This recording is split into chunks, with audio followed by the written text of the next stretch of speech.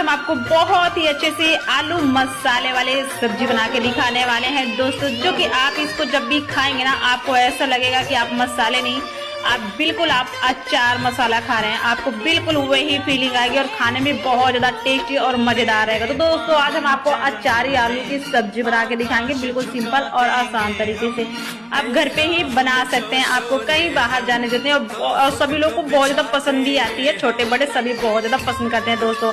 तो आप जब भी कभी बनाए, संडे सैटरडे बनाएं और बच्चों के साथ पूरी फैमिली के साथ एंजॉय करें। इसको बिल्कुल कम समय लगता है, समय भी बिल्कुल नहीं लगता, मुश्किल से 10-15 मिनट के अंदर बनके हो जाती है तैयार दोस्तों। क्योंकि मैंने इसी रेसिपी को बनाया ना, मैं सोचा कुछ आज आप लोगों को नए तरीके से देते हैं, क्योंकि अभी आजकल नए आलू चल रहे हैं। तो छोटे छोटे आलू बाजार से लेके आए थे, हमने सोचा आज कुछ नया बनाते हैं, कुछ अलग बनाते हैं जो हर किसी को बहुत ज्यादा पसंद आए और मजा भी आ जाए दोस्तों। तो फिर क्या, फिर ये बनाया और सबके साथ एंजॉय किया दोस्तों।